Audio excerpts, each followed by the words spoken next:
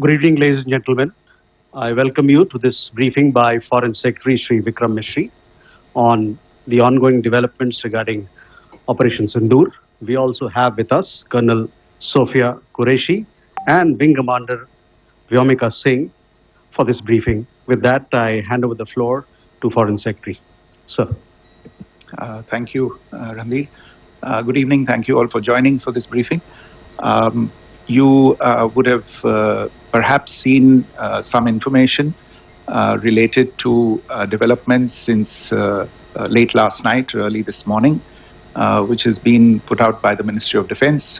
Just in case it has been missed, I will request Colonel Sophia Qureshi and Wing Commander Vyomika Singh to just update you and fill you in on the details.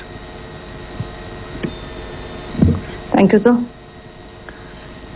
Operation Sindoor पर 7 मई 2025 को हुई press conference के दौरान भारत ने अपनी प्रतिक्रिया को केंद्रित, संतुलित और गैर उत्तेजक बताया था। यह विशेष रूप से स्पष्ट किया गया था कि पाकिस्तानी सैन्य ठिकानों को निशाना नहीं बनाया गया। साथ ही दोहराया गया कि भारत में किसी भी सैन्य लक्ष्य पर हमले का उचित जवाब दिया जाएगा।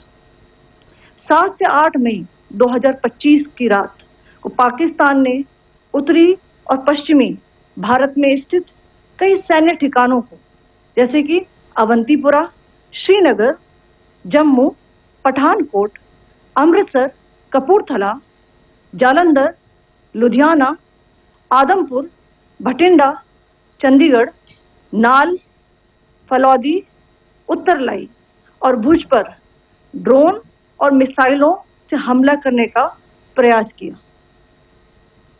इन हमलों को इंटीग्रेटेड काउंटर यूएएस ग्रिड और वायु रक्षा प्रणालियों द्वारा निष्क्रिय कर दिया गया। इन हमलों का मलबा कई स्थानों से बरामद हुआ, जो कि पाकिस्तानी हमलों का प्रमाण है। On the night of 7th May 2025, Pakistan attempted to engage a number of military targets in northern and western India using drones and missiles. These places included Avantipura, Srinagar, Jammu, Pathankot, Amritsar, Kapurthala, Nal, Jalandhar, Ludhiana, Adampur, Bhatinda, Chandigarh, Falodi, Uttarlai and Bhuj. These were neutralized by the integrated counter unmanned aerial system and other air defense systems. The debris of these attacks is now being recovered from a number of locations that prove the Pakistani attacks. आज सुबह भारतीय सशस्त्र बलों ने पाकिस्तान के कई स्थानों पर वायु रक्षा रडार और प्रणालियों को निशाना बनाया। भारत की प्रतिक्रिया समान क्षेत्र में समान तीव्रता के साथ की गई। यह विश्वसनीय रूप से ज्ञात हुआ कि लाहौर में स्थित एक वायु रक्षा प्रणाली को निष्क्रिय कर दिया गया।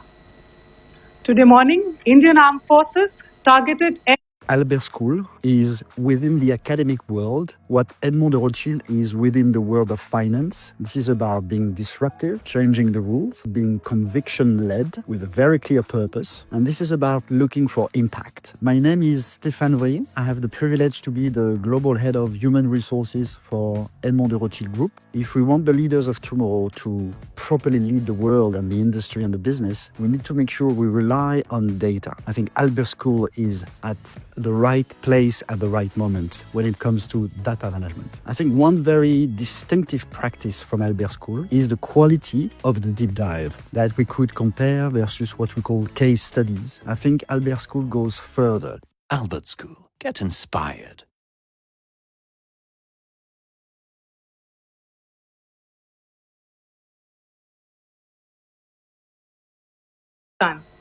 It has been reliably learnt that an air defense system at Lahore has been neutralized.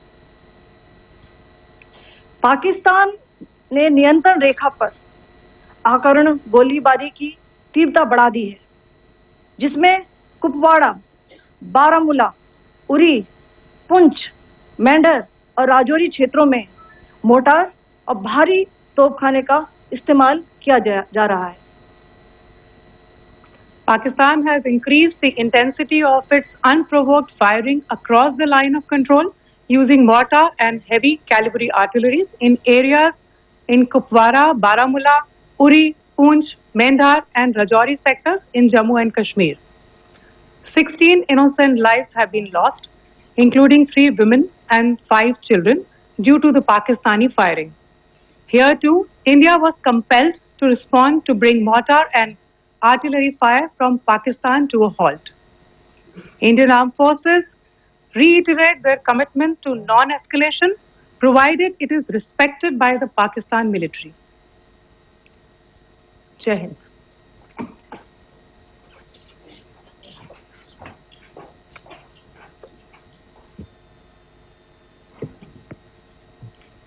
Thank you. Friends, this is, as I said, further to the briefing that was provided yesterday and some of the updates that have been just provided by Colonel Qureshi and Wing Commander Singh. I thought that we would just put some of the aspects related to the events that started on 22nd April with the barbaric terror attack in Pahalgam into further context, because there is a certain amount of commentary that has happened with regard to the events since then. And more than the commentary, there has been a lot of disinformation that has been directed at us from across the border. So a few things that I would like you to keep in mind. First of all, there is mention on all sides of escalation. I think the first point that you have to keep in mind is the attack of 22nd April in Pahalgam is the original escalation. ये जो सिलसिला है जो हम देख रहे हैं आज की घटनाओं को लेके, ये 22 अप्रैल के पहलगाम के हमले से शुरू हुआ है। एस्केलेशन वहां पे हुआ है और उस एस्केलेशन का जवाब भारतीय सेना ने, भारतीय फौज ने कल अपने एक्शन से दिया है। Secondly, I want to invite your attention to the involvement of the group calling itself the Resistance Front in these attacks. I pointed this out yesterday that this is a group that is a known front for the well-known Pakistan-based terrorist organization, Lashkar-e-Taiba. The group has been reported earlier. I mentioned to you about the Indian authorities providing information to the UN 1267 Sanctions Monitoring Committee. And in fact, we are going to be meeting with the team again very soon, and we will be providing an update to the information that we have provided earlier. But what is interesting, दिलचस्प बात यह है कि संयुक्त राष्ट्र की सुरक्षा समिति में जब पहलगाम के हमले को लेके एक प्रेस वक्तव्य जारी करने की बात चल रही थी, तो आप सोचिए किस देश ने टीआरएफ का, द रेजिस्टेंस फ्रंट का उसमें मेंशन किया जाना, उसको अपोज किया, पाकिस्तान ने. This was after the fact that the TRF claimed responsibility for this attack not once but twice, within a few hours after the incident on the 22nd of April, and then again on the morning of 23rd April. And it is perhaps only after the full gravity of the incident was realized by its masters and handlers across the border that it was managed to back off from this claim. Obviously, that retraction doesn't convince anybody. तीसरी चीज जो मैं आपसे कहना चाह रहा था, और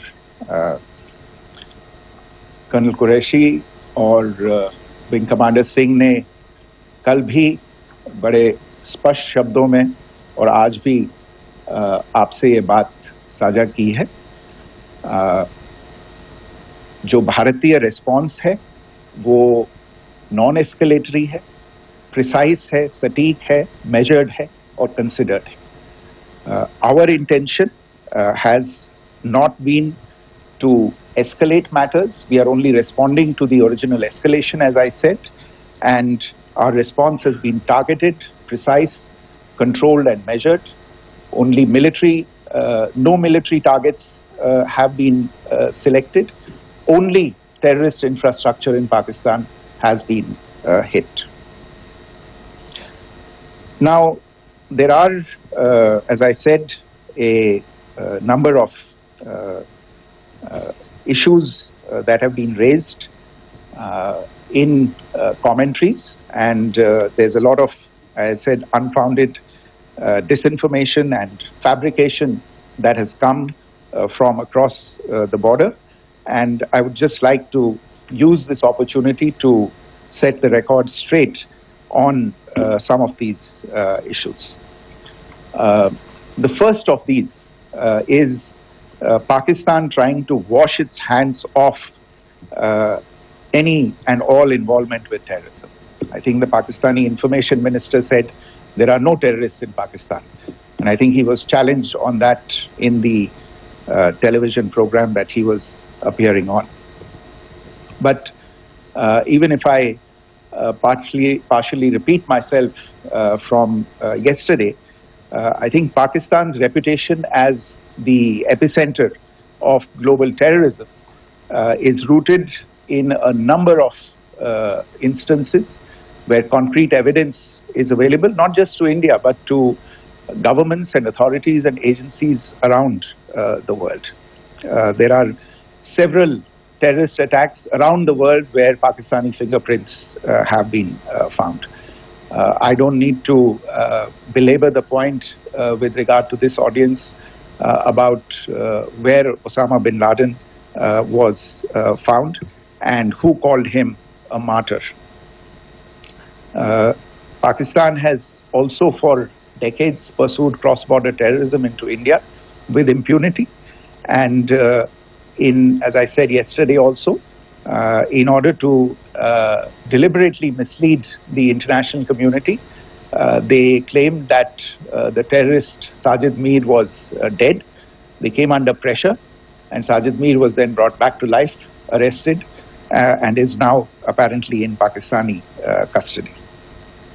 Pakistan is also home to a very large number of UN proscribed as well as UN proscribed terrorists, as well as terrorists proscribed by a number of other governments in the world, including, of course, the Lashkar-e-Taiba and the Jaish-e-Mohammed, as well as their leaders, Masood Azhar and Hafiz Mohammed Saeed.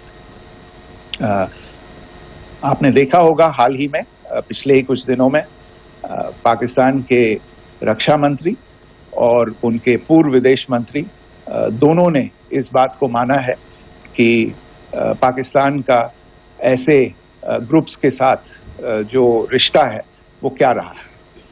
Both the defense minister and the former foreign minister of Pakistan, I think they've done a more eloquent job of this than I could ever do in terms of describing their country's implication in international terrorism and their involvement in housing these kinds of groups. दूसरा जो विषय है वो है पाकिस्तान का जो एक दावा है कि एक इंटरनेशनल impartial investigation होना चाहिए, एक joint investigative committee होनी चाहिए. These calls for jointly investigating this heinous and barbaric attack in Pahalgam. Again, I think you know the history well on this. You know the track record well, and it is not a bright track record insofar as Pakistan is concerned. In fact, in the pursuit of justice for the victims of multiple terrorist attacks, whether it be Mumbai in 2008, in Pathankot in 2016, or many others. But in particular for these two attacks, India had offered to cooperate India provided forensic evidence and urged Pakistan to bring the perpetrators of these attacks to justice. We, in particular, with regard to the Mumbai attacks of 2008, where a Pakistani Lashkar-e-Taiba terrorist was captured alive, India provided extensive information and evidence related to the involvement of Pakistani terrorists in this attack. Cases were registered, but you are all aware that these cases have not progressed, despite the formation of judicial teams, etc. And Pakistan has consistently stonewalled all efforts to move the investigation along. In fact, with regard to the Pathankot attack as well, a joint investigative team was formed. We gave access, unprecedented access, I should say, to Pakistani team to the site of the attack. Details of call records data and DNA, etc., were shared with Pakistan. We had shared with them details related that we had been able to access to the addresses of terrorists. We presented evidence against the office bearers of Jaish-e-Mohammed who had conspired in the attack, and the handlers of the terrorists who facilitated them and guided them in. But there has been no movement on this. So, in all of this, I think the experience has not been positive, and it certainly doesn't give us the confidence now to take at face value Pakistani assertions of wishing to participate in a joint investigation. These are just delaying tactics. These are just stonewalling tactics.